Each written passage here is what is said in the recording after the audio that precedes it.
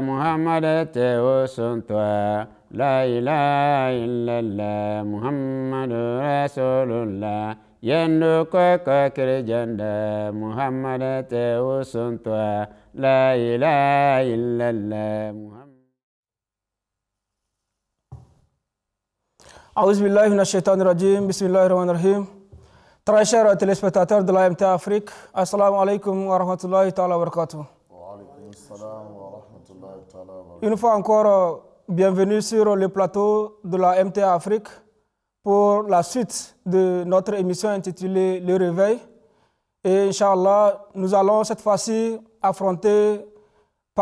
donner un autre épisode, parler cette fois-ci d'un sujet très important, un sujet d'actualité, un sujet aujourd'hui qui fait un grand problème, en tout cas en ce qui concerne la spiritualité.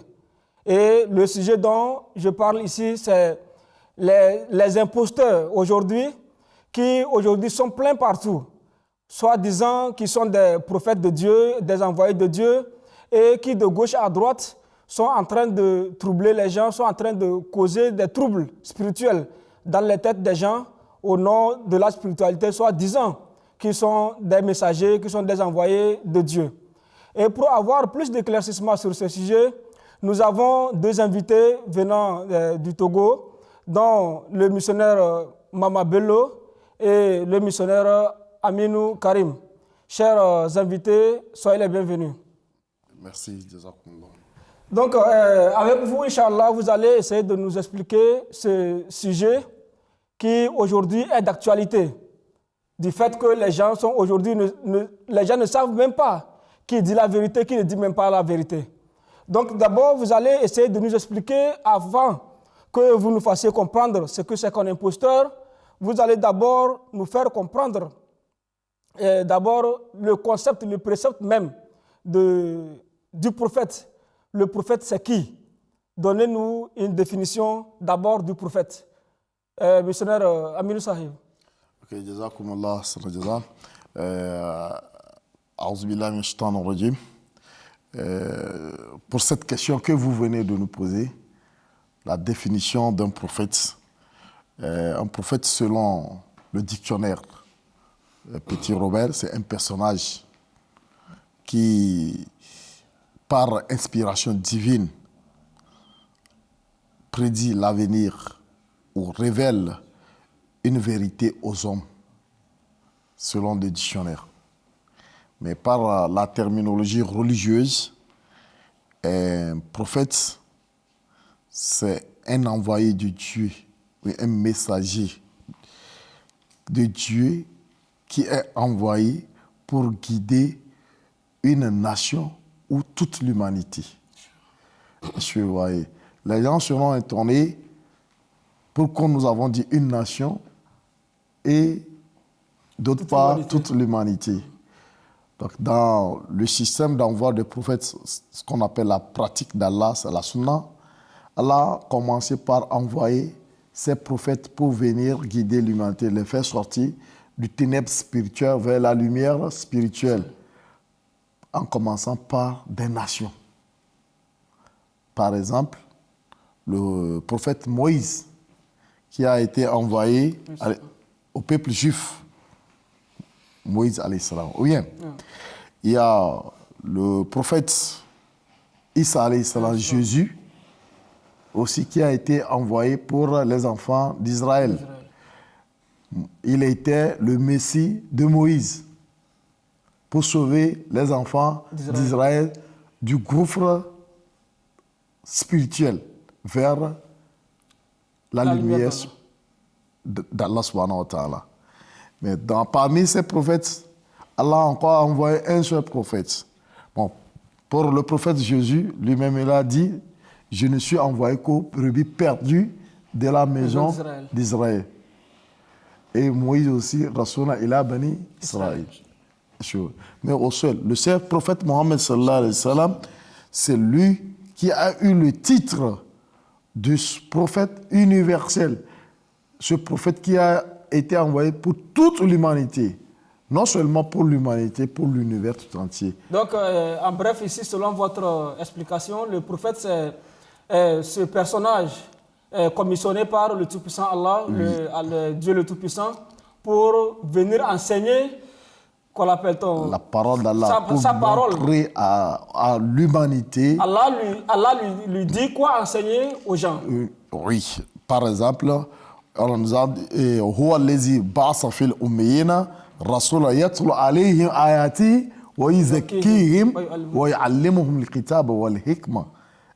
Ouais, le prophète, Allah l'envoie. La fille de l'Al-Mubin. Allah l'envoie pour pouvoir venir enseigner le livre d'Allah,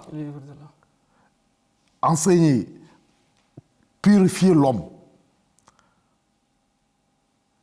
et montrer la sagesse à l'homme. À cause de quoi? Parce qu'ils étaient dans un égarement manifeste.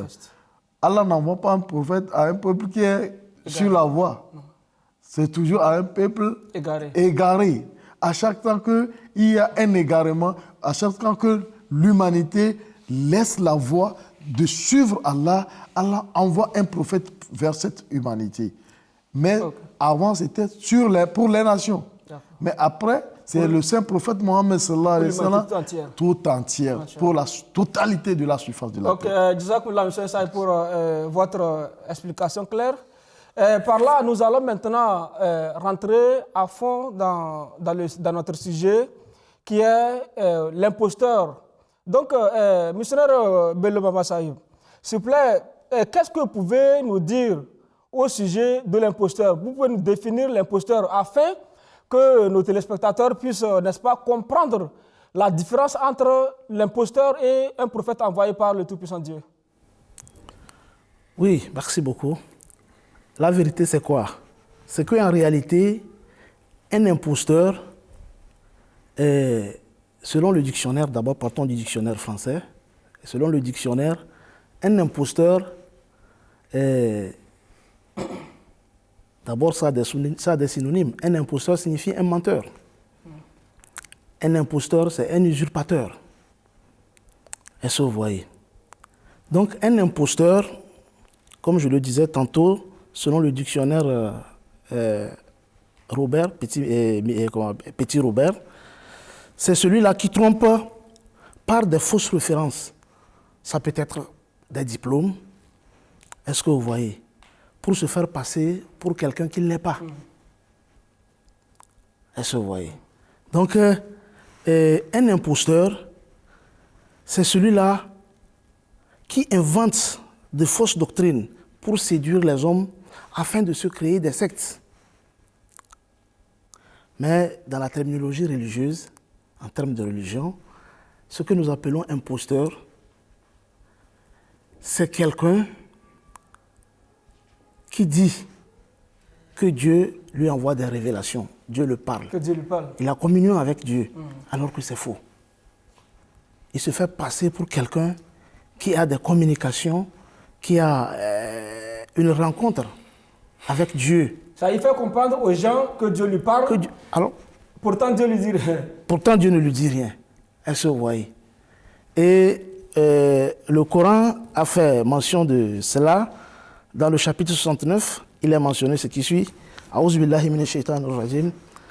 Wa law takawwala alayna ba'da al-aqawil la akhadhna minhum bil yamin thumma laqata'na minhu al-watin fama minkum min ahad anhu hajizin. Et la définition est comme suite. S'ils avaient fabriqué des paroles quelconques et nous les avions attribuées, nous l'aurions certainement attrapé par la main droite et nous lui aurons certainement tranché la veine jugulaire. Et donc, ici, il est clair de par ce verset que vous venez de réciter que le Coran même reconnaît qu'il y a en réalité ces personnes-là qui fabriquent des paroles contre Dieu. Tout à fait. Il est clair. Le verset nous dit qu'il y a des gens qui le font, est-ce que vous voyez? Et si jamais quelqu'un le fait aussi, c'est tellement horrible que Dieu ne reste pas bras croisés face à ces gens-là. Et c'est un peu le cas de l'autre là. au temps du saint prophète Mohammed sallallahu alayhi wa sallam, un certain Moussaïlima Kazab, qui s'était proclamé comme ça être un prophète. Il s'était proclamé être un prophète et nous tous nous savons comment il a terminé. Dieu ne l'a pas laissé. Est-ce que vous voyez? Saisir par la main droite et trancher la veine jugulaire ou l'artère aorte signifie quoi? Allah réagit avec le bras de fer face à une telle attitude, puisque c'est ignoble. Mentir dans le compte d'une simple personne, on ne te tolère pas. Et aller jusqu'à mentir dans le compte de Dieu, dire que Dieu te parle, alors qu'il ne le fait pas. Est-ce que vous voyez? Donc Dieu ne reste pas ces imposteurs-là comme ça, sans être punis. Ok, Jazakumullah, par votre explication ici, ça veut dire que les imposteurs ici sont ceux-là qui trompent la vigilance des gens avec peut-être certains moyens magiques ou bien on ne sait pas, et pour tromper la vigilance des gens, soit disant qu'ils sont des prophètes, que Dieu les parle et que les gens n'ont qu'à les suivre. Pourtant, ils ne sont absolument rien. Ils n'ont même pas un moindre songe de la part du Créateur Dieu. C'est ça. Ok, d'accord. Jazakumullah pour votre réponse. Missionnaire Amin Saïfsi, je peux revenir à vous. Mais là, est-ce que l'imposteur, ça veut dire que c'est quelqu'un qui guide mal les gens vers les ténèbres? Celui-là qui guide les gens plutôt vers les ténèbres, à commettre du mal, parce que lui-même déjà, ce qu'il fait, c'est déjà un mal. C'est déjà un mal parce qu'il est en train de mentir dans le compte du Tout-Puissant Dieu. Mais est-ce que, selon le Coran, est-ce que Dieu reste silencieux et laisser faire de telles personnes? Comme l'a dit missionnaire Bello dans son verset, nous allons voir que même si on ment dans le compte d'une personne ordinaire, la personne ne laisse pas. Et à plus forte raison, Dieu va laisser. Vous savez, Dieu est pardonnant. Mais nous allons plutôt parler de ce sort réservé à ces imposteurs, selon même ce que Dieu a dit dans le Saint-Coran. Dans chapitre 7, en son verset 153, Dieu nous dit « Inna allazina takhazul ijla, sayanaluhum ghadabun min rabbihim, wa zillati fil hayati dunya, wa kazalika najzil muftarin » Vous voyez, Coran chapitre 7, verset 153. Allah dit « Quant à ceux qui ont pris de veaux d'adoration, le courroux de leur Seigneur les frappera ainsi que l'humiliation dans la vie présente. Et c'est ainsi que nous rétribuons ceux qui inventent des mensonges. Ceux qui inventent les mensonges. Allah doit les punir. Allah les avilit. Il y a humiliation pour eux dans ce bas monde même. Bien avant leur mort. Bien avant leur mort. Voilà, ce verset, peut-être les gens vont penser que bon, celui-là, il a adoré un veau. C'est pourquoi il y a cette humiliation. Non, ça, ce verset est relatif à Samarie. Au moment où Dieu a envoyé Moïse de sauver le peuple. Samarie était parmi le peuple d'Israël. Oui, au moment où Dieu a envoyé Moïse de sauver ce peuple, après avoir sauvé ce peuple du joug de Pharaon. Chemin faisant, Moïse doit prendre les commandements, doit parler avec Allah, et à son départ, jusqu'à son retour, Moussa Samiri les a trompés. Non, laissez Moïse suivre, c'est ce que nous devons adorer. Et c'est là Dieu l'a attrapé, Dieu l'a puni sévèrement. Il a eu une bonne fin, il a eu une mauvaise fin. Plutôt, non. Est-ce que vous voyez? C'est le sort qui lui a été... Il y a même à quelque part, parlant de ce Samiri dans le Saint-Coran, où sa fin était si malheureuse qu'à quelque part, je pense qu'il a dit l'amissa, c'est-à-dire ne me touchez pas. Oui. Il était devenu si malheureux que lui-même, il avait honte même que les gens l'approchent. C'est ça, c'est le sort qui a été réservé. Et c'est ce sort qui est réservé pour tous les imposteurs. Le verset que le missionnaire Bello a cité, وَلَا تَقَوَّلَ عَلَيْنَا بَعْدَ الْأَقَوِيلِ لَأَحَزْنَا مِنْهُ بِالْيَمِينِ ثُمَّ لَقَطَّعْنَا مِنْهُ وَالتِّينِ فَمَا مِنْكُمْ مِنْ أَحَدٍ أَنْهُ حَاجِزٍ. Vous voyez, Dieu même a dit, il va les saisir de sa main droite. Les imposteurs, ceux qui mentent, ceux qui disent nous sommes prophètes, nous faisons des miracles, que c'est Dieu qui nous a envoyés. Dieu dit non, moi-même, je vais finir avec eux. Je vais les saisir, je vais les punir fort. C'est le sort que Dieu a réservé à ces gens-là. Parmi eux. Et donc, alors là, ça veut dire que quelqu'un ne peut pas un beau jour s'auto-proclamer prophète comme ça et s'en sortir face à Dieu. Non, ça ne peut pas se faire. S'il va s'en sortir, il va avoir des désordres sur terre. L'humanité sera dans un gouffre total. Allah nous en préserve. C'est pourquoi Allah même envoie ses prophètes avec le support. Ok, Jazakumullah. Maintenant, missionnaire Belosai, ici, les imposteurs dont nous sommes en train de parler, étant donné que les imposteurs, ce ne sont pas, c'est-à-dire, ce n'est pas pour une religion particulière. Ce n'est pas pour une religion particulière. Ils sont partout, que ce soit parmi les chrétiens, les musulmans, les juifs et autres. Maintenant, en dehors du Saint-Coran, est-ce qu'il y a d'autres religions qui ont fait cas des imposteurs? Merci beaucoup. Comme vous avez su bien le dire, c'est comme ça. Ce n'est pas seulement au sein de l'islam ou bien chez les musulmans que nous constatons ce phénomène déplorable, où les gens trouvent qu'on peut se lever comme ça un beau matin, s'auto-proclamer un prophète. Est-ce que vous voyez? Même dans plusieurs tendances, je vais même dire que c'est là que nous constatons cela beaucoup.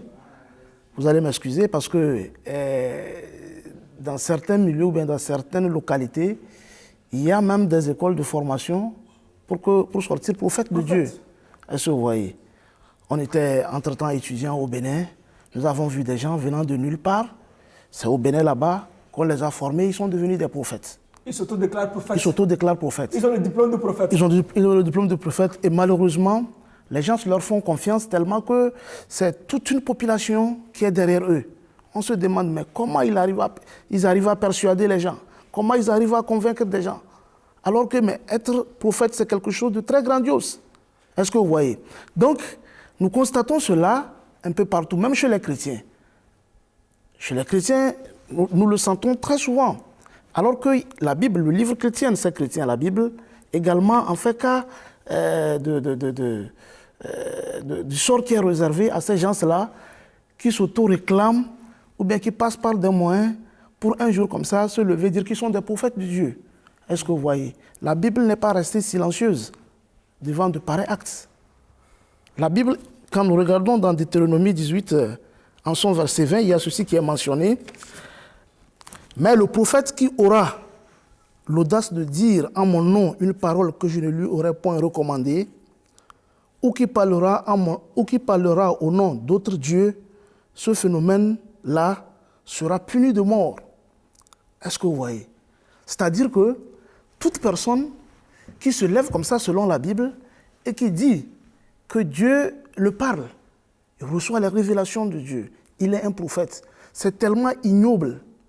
C'est tellement ignoble que Dieu ne le laisse pas. Est-ce que vous voyez? C'est quelqu'un que Dieu humilie, c'est quelqu'un que Dieu exécute lui-même. Est-ce que vous voyez? De la façon à ce que ça devienne un exemple pour d'autres. Parce que c'est quelque chose de grandiose. Ça, c'est mentir dans le compte de Dieu. Et quand on ment dans le compte d'une simple personne, je crois que vous voyez les mesures. Est-ce que vous voyez les mesures que la personne prend ou bien la mesure que tout le pays prend? Oui. Contre la personne. Ouais. Maintenant, ici, c'est contre Dieu. C'est une diffamation contre Dieu. Tu viens dire que Dieu t'a parlé alors qu'il ne t'a pas dit quelque chose. Ça, c'est horrible. Donc, voilà l'attitude de la Bible. La Bible dit, si quelqu'un éventuellement quitte un beau matin et il dit cela, qu'il s'attende à quelque chose qui va l'arriver. Ok, Jazakumullah, missionnaire Aminou Saïb, aujourd'hui, nous, membres de la communauté islamique Ahmadiyya que nous sommes, il y a aussi de ces accusations de la part de nos confrères non-ahmadis qui aujourd'hui traitent le fondateur de cette communauté d'imposteur. Naouzbillah, quelle réponse est-ce que vous donnez à cela? D'accord, Jazakumullah. Mais avant de parvenir à ce stade, j'aimerais aussi ajouter quelque chose à ce que le missionnaire Bello vient de dire et qui aussi soutient la thèse selon un hadith du saint prophète Mohammed sallallahu alayhi wa sallam qui dit « Quiconque invente un mensonge contre nous, qu'il cherche sa place dans l'enfer. » Voyez-vous? C'est-à-dire la punition d'Allah a déjà commencé sur cette personne. Donc nous allons revenir sur aujourd'hui ce que les gens sont en train de dire sur Mirza Ghulam Ahmad Qadiani alayhi salam. Est-ce que les gens disent le traite d'imposteur, tout ça là. Mais parmi les traits que nous venons de citer, nous allons citer ce verset que Allah subhanahu wa ta'ala est en train de nous dire dans le chapitre 72, dans son verset 27 et 28. Il dit « Alimul ghaybi fala yuzkhiru ala ghaybi ahad illa man irtada min rasuli fa innahu yasluka min bayni yadayhi wa min khalfihi rasada » Je vous voyez, Allah subhanahu wa ta'ala dit « Il est le connaisseur de l'invisible et n'accorde à personne la prédominance sur son domaine de l'invisible, sauf à celui qu'il a choisi en tant que son messager. Il a choisi en tant que son messager. Quelqu'un ne peut pas dire l'invisible, quelqu'un ne peut pas prophétiser, c'est-à-dire dire que telle année, tel moment, ou bien tel doit avoir tel aura lieu. Et ça va avoir lieu si ce n'est pas Allah, parce que c'est lui qui est le connaisseur de l'invisible. Mais il ne s'est pas arrêté à ce niveau. Il dit il accorde cette connaissance de l'invisible, de ce qui est caché, à qui? À ses prophètes. À ses messagers. À ses messagers. Ou bien, c'est un statut, un rang aussi que le messager prend pour faire... pour dépasser les autres, nous les humains ordinaires, qui n'avons pas eu ce statut de prophétat. Donc, sur la personnalité de Ghulam Ahmed, alayhi salam, nous allons dire, Allah l'a donné plusieurs choses comme révélation. À l'instar, il a révélé que Allah lui donnera un fils. Un fils qui va sauver l'honneur de l'islam. Et du saint prophète Mohammed sallallahu alayhi wa sallam. Du saint prophète sallallahu alayhi wa sallam. Bien qu'il n'y avait même pas eu la grossesse de la... Un fils promis. Un fils promis, Dieu l'a promis. Pour attester sa véracité. Qu'il n'est pas imposteur. Dieu lui montre ce qui est caché. Et là, nous tous sommes témoins de ce que... Aujourd'hui, le monde, ce n'est pas nous tous. Ouais. Ce n'est pas toi et moi seulement. Le monde est témoin que cela s'est passé, réalisé. Il n'a pas dit que Dieu va lui donner un enfant pour qu'on dise que bon, l'enfant sera né, il sera de quel sexe, de quoi? Un fils. Quoi d'extraordinaire, si sympa. Et en dehors de ça aussi, là aussi, prophétiser les pestes qu'on appelle... Oui, je viens à ce niveau. Parce que cette révélation est une révélation extraordinaire. C'est pourquoi qui s'est accompli de façon très merveilleuse. Ouais. Il a dit un fils, Dieu me donnera un fils. Il n'a pas dit un enfant, un garçon qui va être né et ce qui va sauver l'islam. Et le nom du saint prophète, c'est ça. Finalement, le fils est né. Est-ce que vous pouvez nous donner un peu plus de précision sur ça, surtout son nom, parce que beaucoup de ceux qui nous suivent c'est le deuxième calife de la communauté islamique Ahmadiyya, du nom de Bashir, Hazrat Mirza Bashir Din Mahmoud Ahmed. Mirza Bashir Din Mahmoud Ahmed, radiallahu ta'ala. Donc, s'il vous plaît, essayez de restreindre un peu plus votre réponse, s'il vous plaît. D'accord. Maintenant, nous allons encore dire, il a dit, il va en avoir la peste bubonique qui va faire de rage en Inde. Mais cela ne va pas toucher loin, ça ne touchera aucun de ses membres. Ceux qui ont eu la croyance en lui qu'il est le second avènement du saint prophète sallallahu alayhi wa sallam et aussi le retour de Jésus, fils de Marie. Si on a cette croyance, la peste bubonique va venir, mais ça ne va pas toucher. Et concernant cette fête-là, il y a Allah qui lui a dit que je vais protéger tous ceux-là qui sont avec toi. Et vous allez voir que cela s'est passé. Mais dans cet incident, il y a un de ses compagnons qui n'avait pas cru que Mirza Ghulam Ahmed Qadiani alayhi salam est le retour de Jésus, fils de Marie. Mais il a été attaqué par cette maladie. Mais les gens avaient trouvé la faille pour dire que non, vraiment, vous avez dit, mais vous êtes un menteur. Voilà votre compagnon qui est chaque temps avec vous. Mais il a cette maladie. Et aussi, s'il faut revenir au verset que vous avez eu à réciter, on a aussi vu que le temps qu'il a pris pour accomplir sa mission était si immense que Allah lui aurait certainement éliminé bien avant même bien avant que la fin de sa prophétie. Oui. Ou bien, Allah va lui donner une honte, une humiliation. Et même aujourd'hui, on ne va même pas parler de la communauté islamique. Et aujourd'hui, voilà ce que la communauté est devenue. Oui, non seulement cela aussi, je vais te rappeler, il dit, Allah encore l'a révélé, il nous a dit que Allah va mettre sa communauté dans les 4 coins du monde, dans les coins et les recoins du monde. Aujourd'hui, toi et moi au Togo, dans notre village, de Kadian, Punjab, la Jamaat nous est arrivée. Et la chaîne sur laquelle nous sommes ici, même, est déjà un signe. Un signe. Et un incident un peu qui fait rire. On a dit les gens de Punjab, les Acadiens, n'ont pas voulu écouter le Messie premier, alayhi salam. Mais aujourd'hui, chaque jour, en Inde, au Pakistan, aujourd'hui, chaque vendredi, chaque jour, la parole du Messie premier, alayhi salam, les pénètre de par leurs portes, dans leur maison. Et aujourd'hui, l'expansion de cette communauté est en soi-même une preuve que Hazrat Mirza Ghulam Ahmad ne peut en aucun cas être un imposteur. Missionnaire Bello Saïd, ceux-là aujourd'hui qui s'autoproclament prophètes, qui soi-disant font des miracles, est-ce que par rapport aux définitions que vous avez données du prophète et de l'imposteur, est-ce que ce ne sont pas par des moyens magiques de la magie noire qu'ils essaient d'utiliser pour troubler la vigilance des gens? C'est-à-dire, ce que je veux dire ici, c'est qu'il y a aujourd'hui ceux-là qui se disent qu'ils sont prophètes et qui disent qu'ils font des miracles, qu'ils guérissent les malades, qui réveillent qui et qui. Est-ce que ce ne sont pas par des voies maléfiques, des voies magiques qui font troubler les gens? Oui, merci beaucoup. Avant d'en arriver, je vais ajouter quelque chose un tout petit peu sur ce que le missionnaire Sahib a dit. Pour prouver, pour prouver la véracité du Messie de Kadian. Est-ce que vous voyez? Si aujourd'hui, avec tout ce que nous voyons, très merveilleux, comme le missionnaire Sahib l'a expliqué, que le Messie de Kadian a eu à faire. Vous avez quelque chose juste. Est-ce que vous voyez? Bon, si aujourd'hui, il s'avère qu'il y a quelque chose qui n'est pas vrai dans le Messie de Kadian, nous avons une preuve. On va dire que c'est Dieu. Il a fait des promesses sur ce qu'il fera. Qu'il a accompli. Non, il a fait des promesses sur comment il va traiter des imposteurs. Est-ce que vous voyez? Et ce traitement n'est pas réservé au Messie de Kadian. Chaque jour qui passe, nous voyons que l'Ahmadiyya ne fait que des succès sur succès. Se répandre. L'Ahmadiyya se répand, l'Ahmadiyya gagne le monde. Est-ce que vous voyez? Et c'est émerveillant.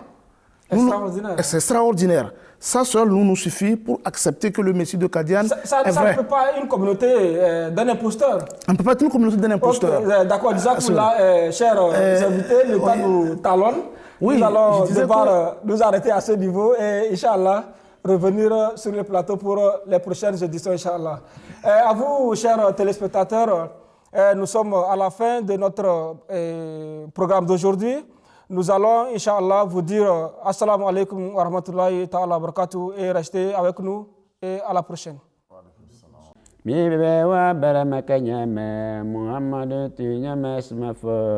La ilaha illallah Muhammadur Rasulullah.